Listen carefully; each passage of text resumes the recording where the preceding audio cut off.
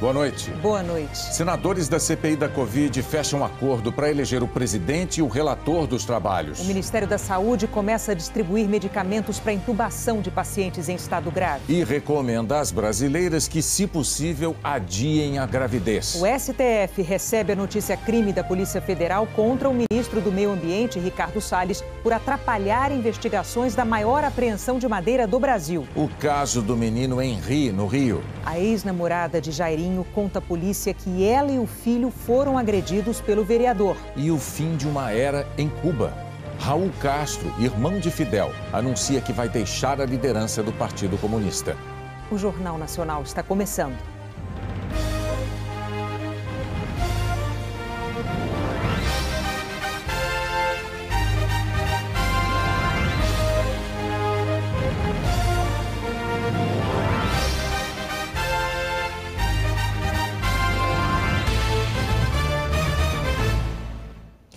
Integrantes da CPI da Covid fecharam acordo para os principais cargos da comissão. Contrariando o Palácio do Planalto, o senador Renan Calheiros, do MDB, vai ser o relator.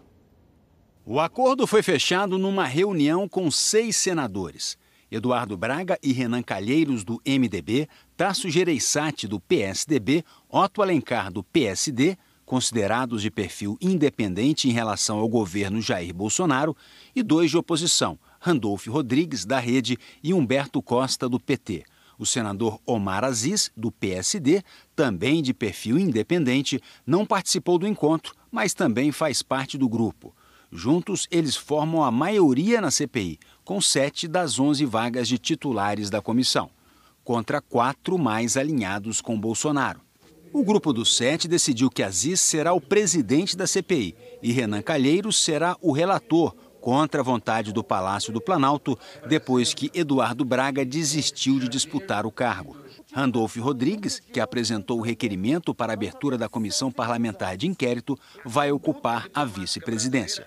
O presidente do Senado, Rodrigo Pacheco, do Democratas, divulgou hoje 2 datas para o início dos trabalhos de investigação da CPI, 22 ou 27 de abril.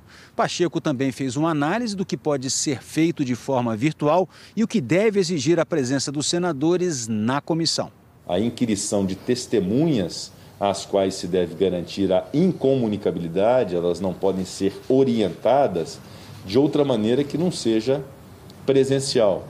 Já o interrogatório daqueles investigados, as declarações de pessoas que sejam investigadas, a quem o próprio Supremo Tribunal Federal já reconheceu o direito, inclusive, de não comparecer à Comissão Parlamentar de Inquérito, essa é uma orientação jurisprudencial do Supremo Tribunal Federal, e, eventualmente, se pode fazer pelo sistema virtual, em razão dessa lógica constitucional do direito de não se autoincriminar. O número de novos casos de Covid por semana no mundo inteiro quase dobrou nos últimos 2 meses. E a taxa de infecção está se aproximando do índice mais alto já registrado desde o início da pandemia. Segundo o diretor da Organização Mundial da Saúde, Tedros Adhanom, os contágios e as mortes continuam subindo a taxas alarmantes. O Ministério da Saúde começou a distribuir os kits de intubação doados por empresas. Petrobras, Vale, Engie, Itaú Unibanco, Klabin e Raizen importaram os medicamentos da China. O carregamento chegou ontem à noite. São 2.300.000 ampolas de analgésicos, sedativos e bloqueadores neuromusculares. Segundo a Confederação Nacional de Municípios, em quase 1.000 cidades, os estoques estão à beira do colapso. Um dos desafios para quem teve Covid é se recuperar das sequelas. Em São Paulo, um hospital-escola oferece atendimento de reabilitação gratuito para quem não consegue vaga no SUS. Esse é o João, numa prova de ciclismo, percorrendo distâncias longas. 300 quilômetros, essa daqui é de 400. De colecionador de medalhas, ele passou a colecionador de exames, laudos e sintomas que o atormentam, desde que ele teve um quadro leve de Covid há 10 meses. Eu não consigo andar 50 quilômetros. Eu me canso, eu fico com dor no peito, minha pressão sobe e acabo não conseguindo fazer aquilo que eu gosto, que é pedalar. Não consegue e nem pode por recomendação médica. Depois que teve Covid, o aposentado de 59 anos descobriu 2 obstruções em artérias do coração e teve que fazer uma angioplastia. E ainda trata a ansiedade que surgiu depois da doença. Pós-Covid, para mim, está muito complicado. Eu me sinto mal, que nem agora estou com incômodo no peito. A Organização Mundial da Saúde já mapeou que a Covid-19 pode causar danos respiratórios, cardíacos, neurológicos, dermatológicos e psiquiátricos. Mas como se trata de uma doença nova, a OMS ainda não sabe qual percentual de pacientes apresenta esses efeitos de longo prazo. O fato é que muitos pacientes com esse quadro têm procurado ajuda aqui nessa clínica escola em São Paulo, que está oferecendo tratamento de graça para quem sofre complicações da Covid e não consegue uma vaga no SUS. A dona Francisca ficou 4 meses internada depois de sofrer uma parada respiratória e pegou Covid no hospital. Aos 72 anos, passou por 3 intubações. Depois da alta, tentou, durante 2 meses, fazer fisioterapia pelo SUS e não conseguiu. É desesperador você ver a mãe precisando, né? O momento que nós estamos passando e não tem como esperar. É uma criança que volta hoje a ver os primeiros passos, as primeiras movimentações, mas não podemos perder a fé que tudo vai dar certo. Puxa, na clínica, médicos de várias especialidades e fisioterapeutas ajudam os pacientes a recuperar a força dos músculos e a capacidade respiratória. Dona Francisca está sentindo a diferença. De pouquinho, eu fui recuperando. E graças a Deus eu estou bem.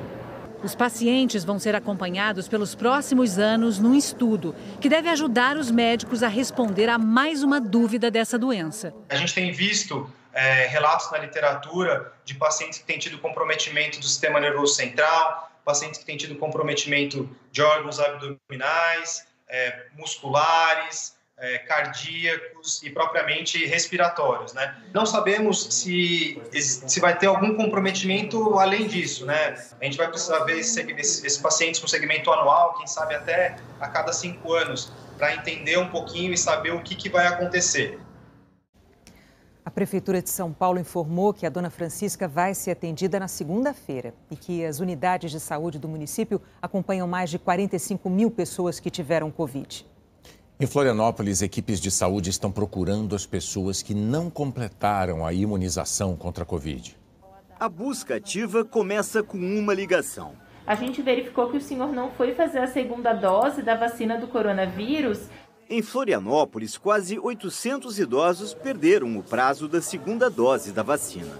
4% do público que já deveria estar imunizado. As equipes de saúde orientam as pessoas localizadas a procurar um dos pontos de vacinação.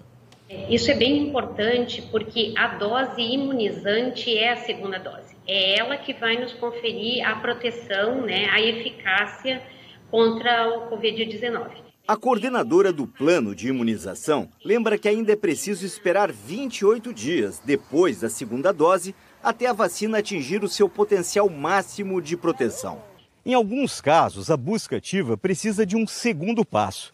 É quando a pessoa idosa não é localizada pelo telefone ou então informa algum motivo que a impossibilita de ir até um ponto de vacinação. Aí uma equipe de profissionais da saúde vai até o local. Boa tarde. Vamos fazer a vacina hoje, então? A dona Joracildes, de 74 anos, perdeu mobilidade por causa de um AVC. Por isso, não tinha tomado nem a primeira dose. Vamos fazer a da Fiocruz AstraZeneca, certo? Daqui a 3 meses, a segunda dose, tá? Cada pessoa vacinada é importante para nós conseguirmos nosso objetivo de imunização coletiva. Por isso é tão importante essa busca ativa, para não deixar ninguém para trás. A Fundação Oswaldo Cruz anunciou hoje a entrega de 2.800.000 doses da vacina Oxford AstraZeneca, totalizando 5 milhões na semana. Até agora, a Fiocruz entregou 14.800.000 doses ao Programa Nacional de Imunização. Os Estados Unidos ultrapassaram a marca de 200 milhões de doses aplicadas. 49% dos adultos receberam ao menos uma dose.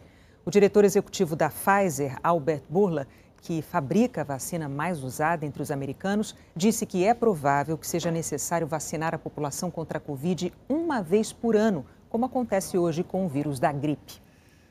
Portugal anunciou a volta dos voos comerciais que tenham o Brasil como origem ou como destino, depois de mais de 2 meses de suspensão.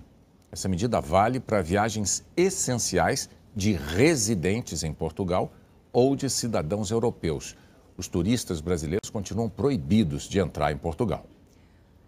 O Alan Severiano traz agora os dados da pandemia aqui no Brasil, reunidos pelo consórcio de veículos da imprensa. Boa noite, Alan. Boa noite, Renata Bonner. Boa noite a todos. Nas últimas 24 horas, o país registrou 3.070 mortes por Covid. No total, 369.024 pessoas morreram por causa da doença desde o começo da pandemia. 76.249 novos casos foram confirmados de ontem para hoje. Já são 13.834.342 diagnósticos. O mês de abril ainda está na metade e o número de mortes registradas na primeira quinzena só não é maior do que o total de março, mas já ultrapassou de todos os meses anteriores, como você percebe nesse gráfico. De 1º de abril até ontem, dia 15, foram 44.068 óbitos. No mês passado inteiro, 66.868 mortes. Agora, se a gente comparar essa primeira quinzena de abril com a primeira quinzena de março, abril já tem quase 20 mil mortes a mais. Vamos ver agora as médias. A média de casos está estável, com uma leve redução de 1% em 2 semanas. São, em média, 65.561 novos casos por dia. A média de mortes também registra estabilidade, 2% a mais do que 2 semanas atrás. São, em média, 2.870 mortes por dia no Brasil. O gráfico mostra aqui, que o Brasil está numa espécie de platô, estável, mas num patamar muito alto. No mapa, o cenário pelo país. Em vermelho, 6 estados aparecem com alta na média de mortes. Roraima e Amapá tiveram os maiores aumentos. Em amarelo, em estabilidade, 15 estados e o Distrito Federal. Em azul, são 5 estados com queda na média de mortes, maiores reduções no Rio Grande do Sul e na Paraíba. Agora, os números da vacinação: 317.845 pessoas receberam a primeira dose nas últimas 24 horas. E o Brasil chegou a 25.777.943 vacinados com a primeira dose, o equivalente a 12,17% da população. 9.134.959 pessoas receberam também a segunda dose, o que dá 4,31% da população. Hoje, 24 estados e o Distrito Federal atualizaram os dados da vacinação. Em azul escuro, os estados com maior percentual da população vacinada com a primeira dose. Os 5 que mais aplicaram até agora são Rio Grande do Sul, depois Mato Grosso do Sul, Paraíba, Espírito Santo e Bahia. Em g1.com.br/coronavírus você encontra os dados do seu estado e outras informações sobre a vacinação. Renata Bonner. Muito obrigado, Alan. Por causa dos riscos da Covid durante uma gestação, o Ministério da Saúde recomendou hoje às brasileiras que, se possível, adiem a gravidez. O senador Renan Calheiros vem, desde o início desse processo, se colocando como postulador à condição de relator desta CPI. Portanto, o MDB apoia a indicação do senador Renan Calheiros. Tem um grupo de senadores bastante experiente nesta CPI, o que aponta a resposta. Eu tenho que interromper essa declaração, não tem absolutamente nada a ver com o assunto que eu tinha narrado há pouco. Daqui a pouco nós vamos ver esse assunto que diz respeito, aliás, já vimos, é a CPI da Covid. Nós vamos tentar separar uma declaração do Ministério da Saúde sobre a importância desse adiamento da gestação, já já. Os pesquisadores que têm acompanhado de perto os desdobramentos sociais da pandemia aqui no Brasil estão convencidos de um outro problema. A dificuldade de milhões de cidadãos de se alimentar de maneira saudável vai ter impacto nas próximas gerações. Como é que tem sido a sua alimentação e a alimentação da sua família? Difícil falar.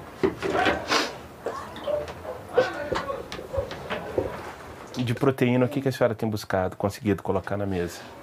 Nada. E diminuiu a qualidade dos alimentos que a sua família come? Sim, muito. Arroz, feijão, eu comprava direto. Hoje eu não consigo. A fome bate a porta? Sim, todos os dias. Falta dinheiro para comprar comida para mais da metade dos brasileiros pobres. Com poucas panelas nos fogões e as geladeiras vazias, quando vão aos mercados, muitos buscam alimentos mais baratos, que têm menores valores nutricionais. A fome e a má alimentação podem gerar sérios problemas de saúde e desenvolvimento em crianças e adultos. As crianças têm um período de crescimento acelerado, onde elas precisam de determinados nutrientes e determinado aporte energético.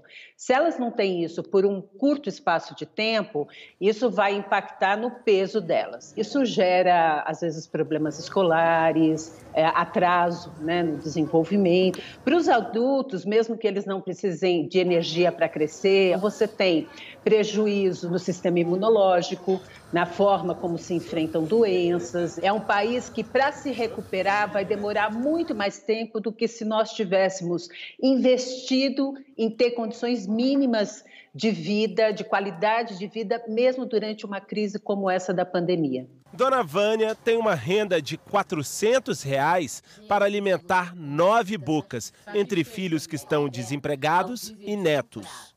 Em Mesquita, na região metropolitana do Rio, ela vive uma insegurança que dói no estômago. Quando vocês acordam, vocês têm a garantia de que vão se alimentar ao longo do dia? Não. Ao longo do mês, com o que vocês se alimentam? Salsicha, porque é mais barata e dá para todo mundo, porque é muita gente aqui em casa. Uma farofa sem nada dentro. Você conhece essa farofa? Farofa com a pele da galinha. Daqui a pouquinho, daqui a 2 horas de relógio, a pessoa já está com fome de novo. De acordo com o Unicef, quase 50% dos brasileiros mudaram os hábitos alimentares durante a pandemia. E para pior. O representante das Nações Unidas para a Alimentação diz que é preciso fazer um esforço para se produzir alimentos de qualidade mais baratos. Assegurar que os produtores têm, por um lado, recibam um preço adequado por os alimentos que produzem, mas também que esse preço não seja tão elevado para impedir ou inabilitar a gente de comprá-los. Enquanto isso, o seu Domingos, que mora com mais 5 pessoas, vai se virando como pode. Seu Domingos, o que tem para o almoço hoje?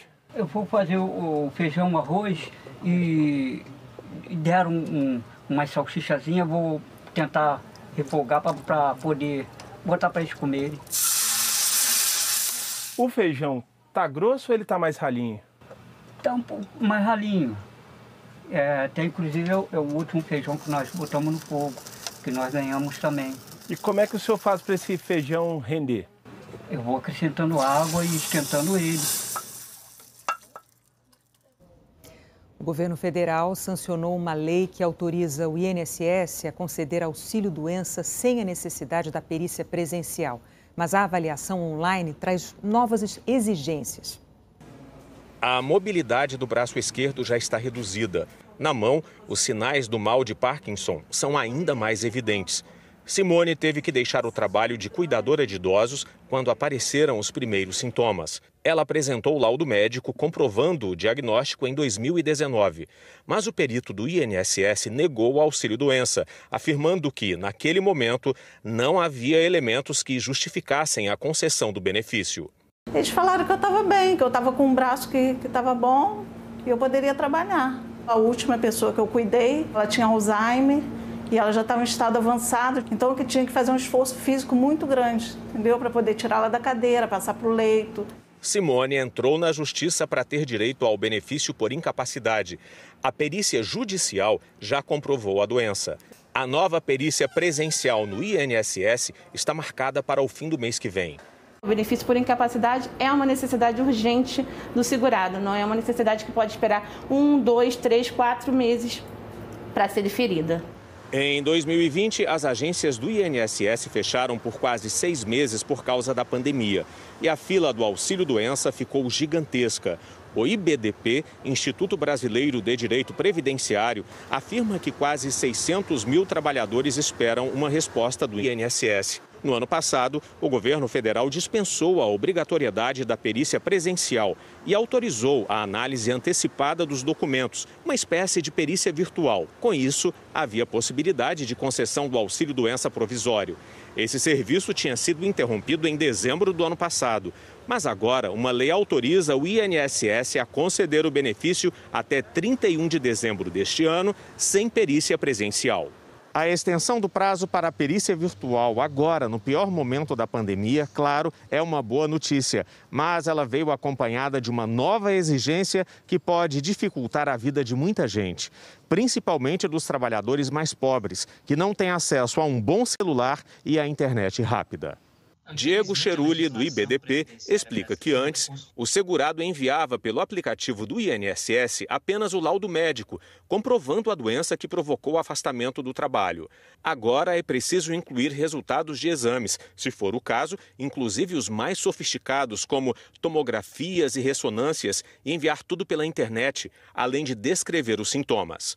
A exigência desses documentos gera uma dificuldade natural do segurado de baixa renda em obtê-los. Não só para conseguir o documento em si, dependendo da Secretaria de Saúde, mas também para escanear. O direito previdenciário não é um favor, é um direito garantido pela Constituição Federal, pelas leis, por decretos. A diarista Antônia está passando por isso. Ela diz que não consegue mais fazer serviço pesado depois de 2 cirurgias na coluna e teve que pedir ajuda para encaminhar os documentos ao INSS. Todos os exames tiveram que ser digitalizados, arquivos que precisam de uma boa velocidade de internet para o envio. Além de eu não ter o computador, o que precisa, eu não sei mexer com essas coisas. Muito triste a gente ter que estar se humilhando, pedindo e mesmo assim você não, sabe, não te dão ouvido, não querem nem saber da sua situação. O INSS afirmou que está ampliando o número de servidores na análise de benefícios pendentes, que os funcionários que atuam remotamente na concessão de benefício trabalham com meta mensal maior do que os demais e que isso vai reduzir o estoque de pedidos. A Polícia Federal está investigando um vídeo novo que comprovaria a vacinação clandestina em Belo Horizonte. Os registros da oferta clandestina da suposta vacina contra a Covid vão aparecendo cada vez mais. A cuidadora de idosos, Cláudia Pinheiro, foi flagrada aplicando injeção na garagem de uma empresa de transportes em Belo Horizonte, entrando em um condomínio de luxo, sempre de jaleco branco, segurando sacolas. Este outro vídeo mostra que o que estava acontecendo já não era mais segredo.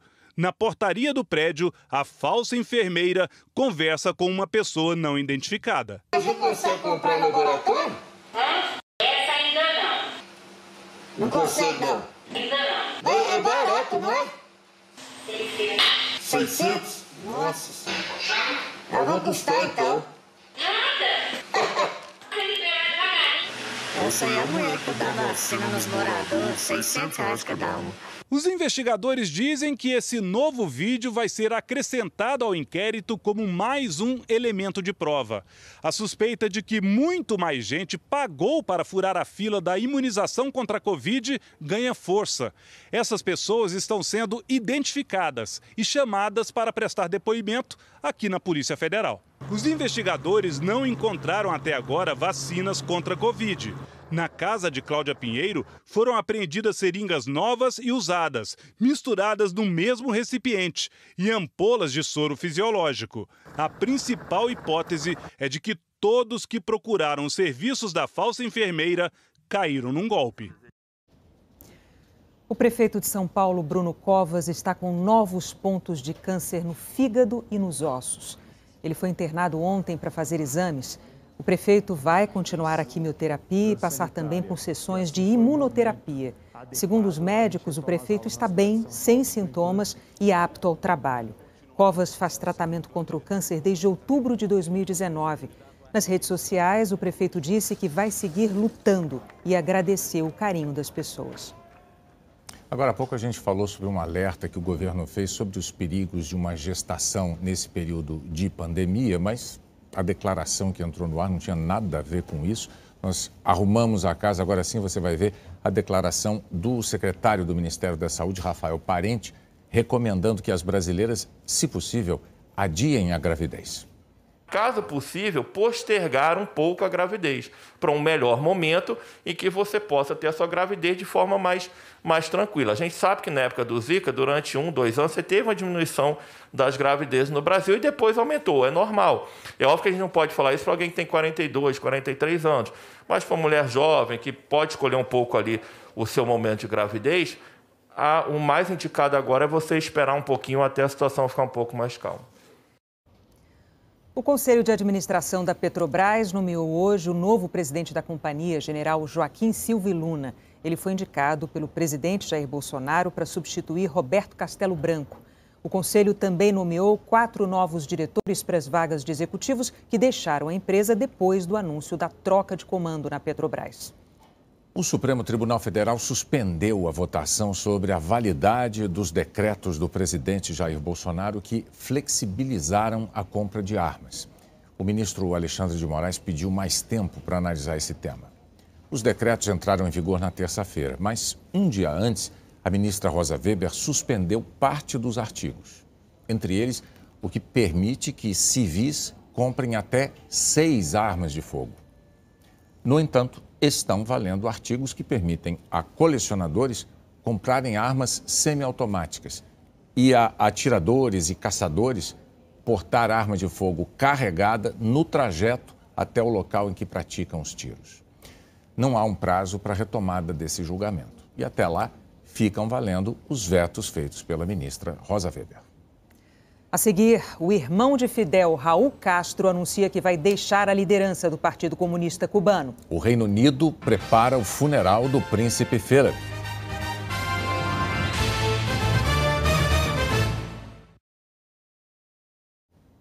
O Procurador-Geral da República, Augusto Aras, abriu uma apuração preliminar para analisar a conduta do advogado-geral da União, André Mendonça. Quando era ministro da Justiça, Mendonça acionou a Lei de Segurança Nacional para investigar críticos do presidente Jair Bolsonaro. A decisão de Aras, comunicada ao Supremo Tribunal Federal, foi uma resposta ao pedido da deputada Natália Bonavides, do PT, de que Mendonça seja investigado pela prática de crime de responsabilidade e também por suposto abuso de autoridade. O advogado-geral da União não é formalmente investigado. A PGR abre apuração preliminar para avaliar se os elementos apresentados justificam ou não a abertura de uma investigação formal. A investigação da morte do menino Henri colheu mais um depoimento que relata episódios de violência da parte do vereador Jairinho. O segundo depoimento de Débora Melo Saraiva à polícia durou 3 horas. A ex-namorada do vereador Jairinho saiu sem falar com a imprensa. Débora teve um relacionamento de 6 anos com Jairinho, que só terminou em outubro do ano passado, depois que ela descobriu que o vereador estava namorando Monique, a mãe do Henri. Débora Saraiva é a terceira mulher a falar em depoimento à polícia que sofreu agressões de Jairinho, sendo que ela e outra ex-namorada dele também relataram agressões contra seus filhos. Débora disse que o filho dela tinha menos de 3 anos quando foi agredido pelo vereador. É mais uma testemunha a mudar a versão no inquérito que investiga a morte do Henri. Mudou seu depoimento, trouxe fatos novos, relatando agressões anteriores do parlamentar, bem como agressões ao seu filho, então, bem pequeno. No primeiro depoimento, no dia 22 de março, ela falou que o relacionamento com Jairinho era conturbado e que eles brigavam muito, mas não mencionou agressões do ex-namorado nem a ela, nem ao filho. Chegou a relatar um episódio em 2015 em que o filho estava em Angra dos Reis e foi levado para o hospital no Rio de Janeiro com ferimentos na cabeça, mas ela disse que foi uma queda. Agora, Débora disse que omitiu inúmeros fatos relevantes no primeiro depoimento porque Jairinho ameaçou ela e os filhos. Que a partir do segundo ano de relacionamento com Jairinho, passou a sofrer constantes agressões físicas, que nem é capaz de contabilizar as agressões sofridas. Que após uma discussão, Jairinho teria dado um chute em seu pé, o que acabou por provocar a fratura de um de seus dedos. Débora também afirmou que na semana passada, o filho de 8 anos contou para ela que foi agredido em 2015, que o vereador colocou papel e um pano na boca dele e disse que o menino não poderia engolir que Jairinho deitou o menino no sofá da sala, ficou em pé e apoiou todo o peso do corpo no menino com o pé. Hoje conversamos com Valéria Batalha, ouvida informalmente pelos investigadores.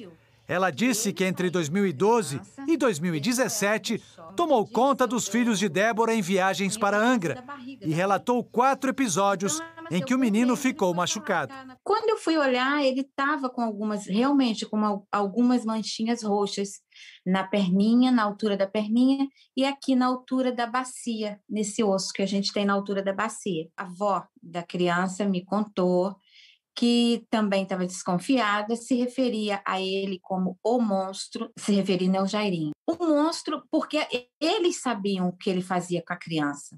Valéria contou que o menino foi levado para o hospital machucado depois de passeios com Jairinho. Me lembro que a criança, na época, ficou com o rostinho muito roxo, os olhinhos fechados, ele ficou mais de uma semana internado, a avó ficou no hospital com ele, mas eu fiquei apavorada quando eu vi o rosto da criança. A 4ª vez, ela mesmo primeiro ela negou, depois ela admitiu que ele saiu com a criança, deixou ela no shopping, saiu com a criança, voltou com a criança com a perna quebrada, na altura do fêmur. O Ministério Público do Estado abriu uma investigação para apurar supostas regalias que Monique e Jairinho teriam recebido na prisão. Estas imagens mostram Jairinho comendo um lanche que foi entregue a ele pelo diretor do presídio de Benfica, Ricardo Larrubia da Gama. Depois da divulgação do caso, Ricardo Larrubia pediu exoneração do cargo. Essas são as fotos de identificação de Jairinho e Monique quando deram entrada no sistema prisional. A divulgação do vídeo da morte de um adolescente de origem latina de 13 anos por um policial provocou protestos na cidade americana de Chicago. Na madrugada de 29 de março, os agentes estavam perseguindo Adam Toledo e outro homem, de 21 anos, depois de terem recebido notificação de tiros disparados na área. O mais velho, autor dos disparos, fugiu e depois foi preso. Adam Toledo correu e foi morto no momento em que se virou para o policial e levantou as mãos. Antes da divulgação do vídeo, a polícia havia afirmado que ele estava armado no momento do disparo. Agora, afirma que ele se desfez da arma imediatamente antes de se virar. Um atirador matou 8 pessoas e feriu 7 num ataque ontem à noite no estado americano de Indiana. O assassino abriu fogo num centro de distribuição da empresa de entregas FedEx, ao lado do aeroporto da cidade de Indianápolis. Brandon Hall, de 19 anos, se matou antes que a polícia chegasse. Autoridades afirmaram que ele trabalhava no local até o ano passado e que não há informações sobre o que teria motivado o crime. No Reino Unido, as atenções estão voltadas para a cidade de Windsor, onde será realizado amanhã o funeral do príncipe Philip. Essa é uma cidade acostumada a cerimônias marcantes da realeza. A última de atenção mundial foi o casamento do príncipe Harry e da duquesa de Sussex, Meghan Markle, em 2018. A multidão na rua é uma cena impensável agora para o funeral do príncipe Philip. As autoridades já pediram que as pessoas acompanhem tudo pela televisão. Pelas regras atuais da pandemia aqui no Reino Unido, funerais podem reunir no máximo 30 pessoas só. O do marido da rainha não vai ser diferente. O Palácio de Buckingham disse que Elizabeth II enfrentou decisões muito difíceis para escolher os convidados. Originalmente, seriam 800. O núcleo principal da família vai estar lá com a rainha, os 4 filhos e os 8 netos. Vai ser o primeiro encontro dos príncipes William e Harry desde que Harry e Meghan criticaram a realeza em entrevista a uma TV americana no mês passado. Meghan não veio dos Estados Unidos. Como ela está grávida, os médicos não autorizaram a viagem. O primeiro-ministro Boris Johnson também não vai participar da cerimônia, para que mais parentes possam ir. Vai ser um funeral pequeno, mas com muitas tradições, como um desfile militar. O caixão vai para a capela do Castelo de Windsor nesse carro, adaptado para a ocasião pelo próprio Philip nos últimos anos. O príncipe Charles, filho mais velho e primeiro na linha de sucessão ao trono, é um dos que vão caminhar perto do caixão na procissão de 8 minutos.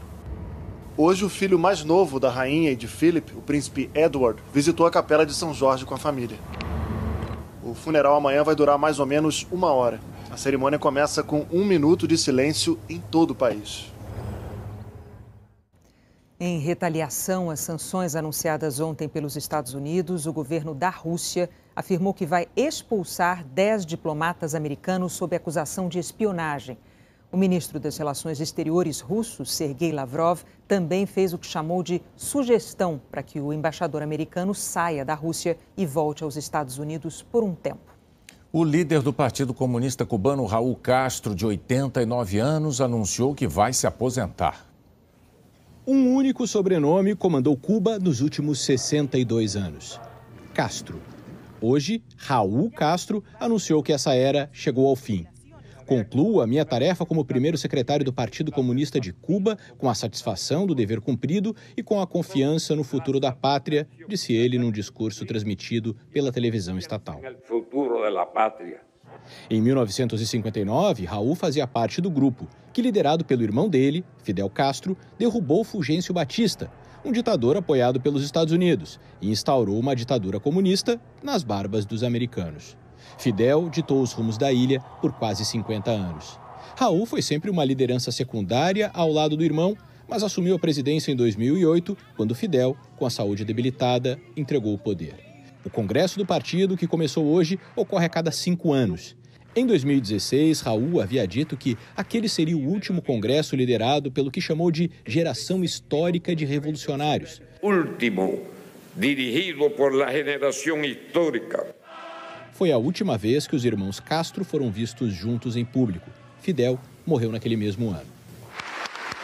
Em 2018, Cuba teve o primeiro presidente sem o sobrenome Castro em quase 60 anos.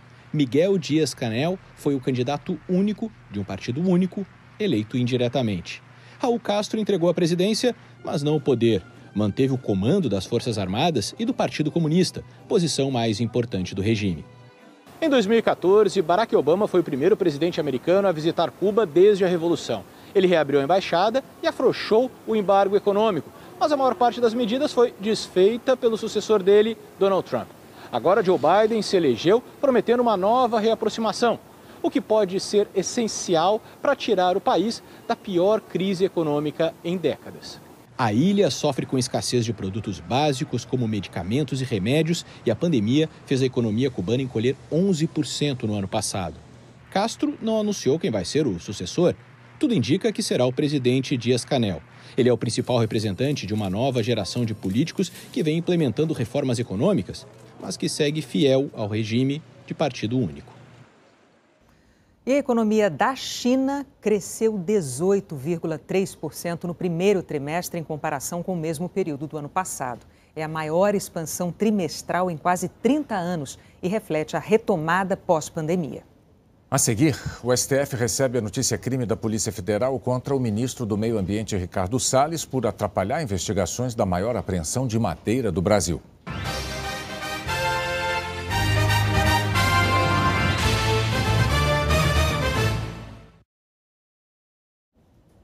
O número de golpes e fraudes por telefone e e-mail disparou no Brasil nos últimos meses, muito por causa da pandemia. O número do telefone do José de Paula estava no anúncio de um carro. Golpistas se passaram por funcionários do site e ligaram para o borracheiro. Ele suspeitou e gravou a conversa.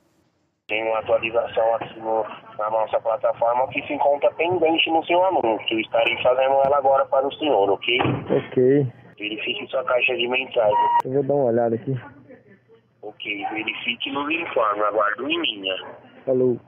O José de Paula acabou clicando na mensagem. Mas deixa eu falar com você, que isso aí tá aparecendo já é trote no WhatsApp e essa do meu telefone. Pode ficar despreocupado, segurança total. Tarde demais. Os estelionatários fingiram ser o José e enviaram mensagens pedindo uma transferência bancária. Infelizmente, as duas caíram para um amigo meu e um primo. O meu amigo realizou um depósito de 720, mais outro depósito de R$100.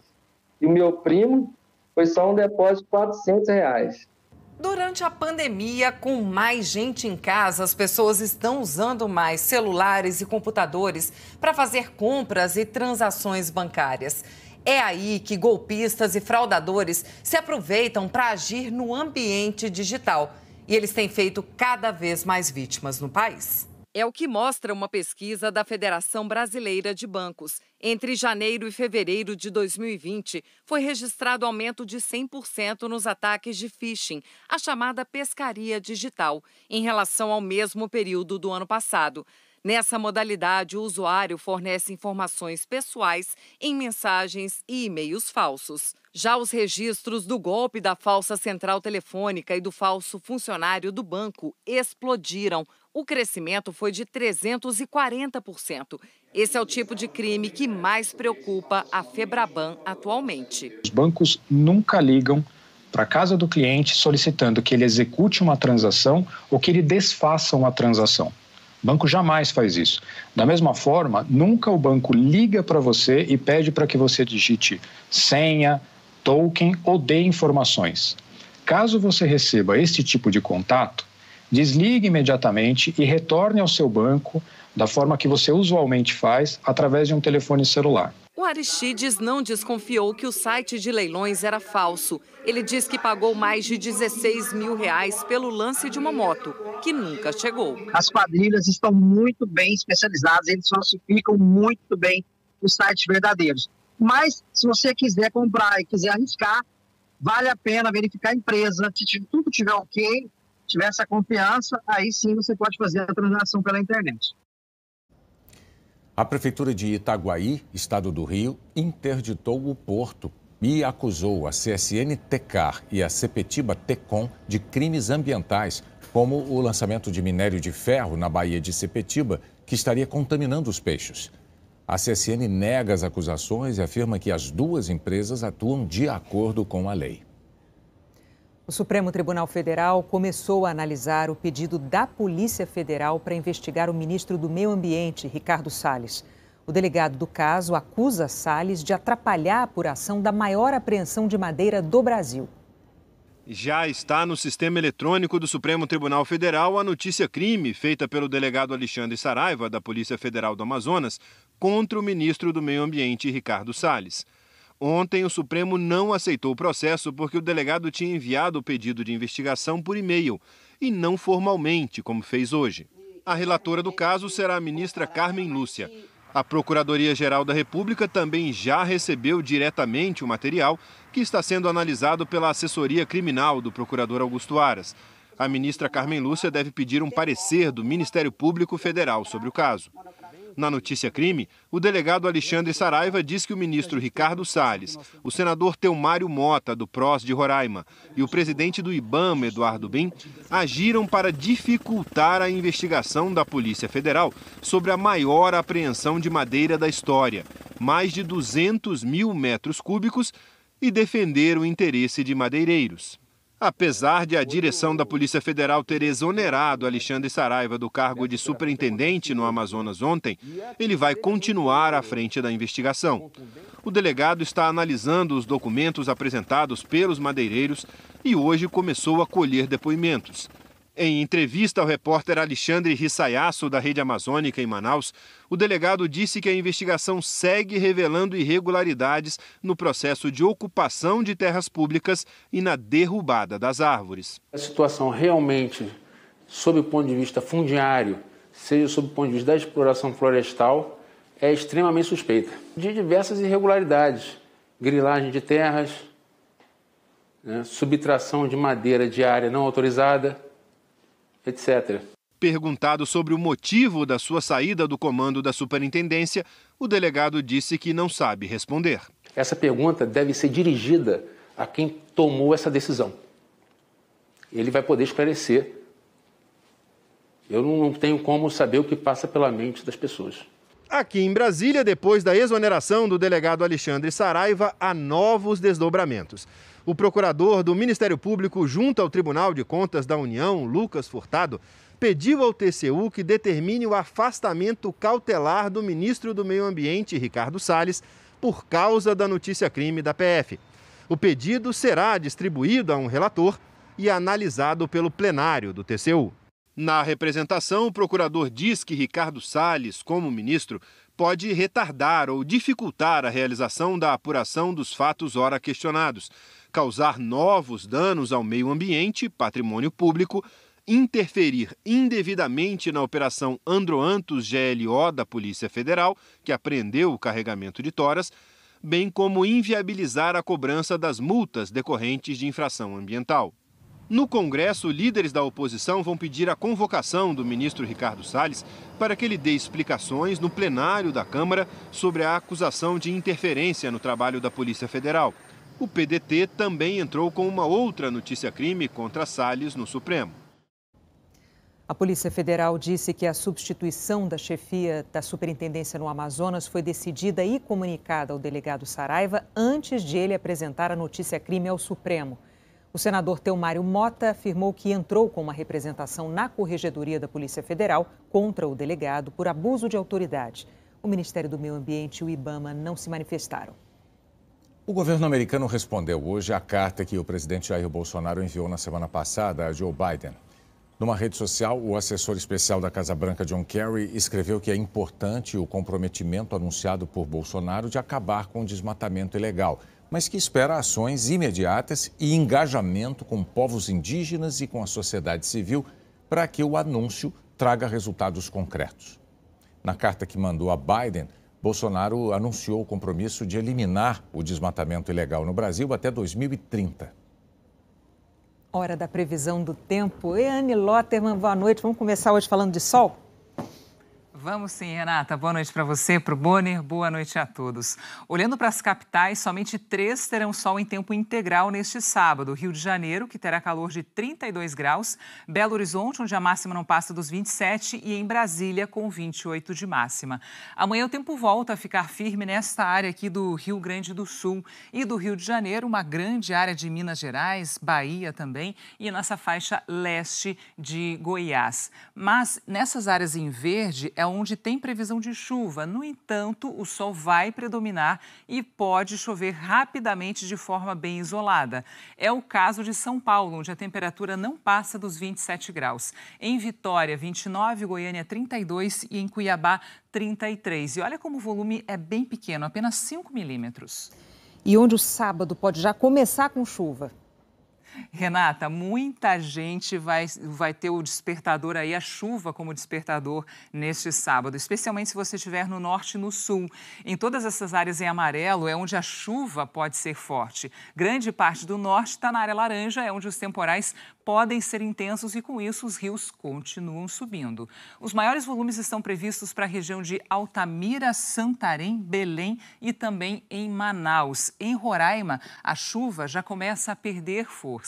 E repare como essa umidade do norte está descendo pelo centro-oeste, parte do sul e também do sudeste. Isso porque tem uma frente fria passando no litoral.